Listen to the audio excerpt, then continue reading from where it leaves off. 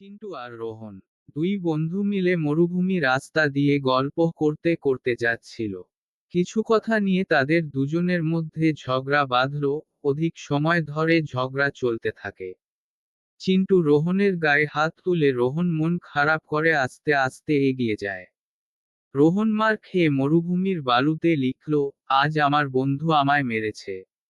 তারপর তারা আবার ঝগড়া ভুলে সামনে এগোতে লাগলো। পথে পড়ল একটি নদী। সেই নদী দুজনে পার হচ্ছে। রোহন পা পিছলে নদীতে পড়ে যায়। রোহন সাঁতার জানত না, সে পড়ে গিয়ে ভেসে যেতে বসেছে। চিন্টু সাঁতার কেটে তাকে উদ্ধার করে নদী পার করিয়ে দিল। রোহন পাথরের বুকে খোদাই করে লিখল, আজ আমার বন্ধু আমাকে মৃত্যুর হাত থেকে বাঁচিয়েছে। তার বন্ধু তাকে জিজ্ঞেস করল, প্রথমবার লিখলি বালুতে, এবার লিখলি পাথরে। ব্যাপার কি? ব্যাপার হলো, মারার ঘটনাটা মোটেও বড় ব্যাপার নয়।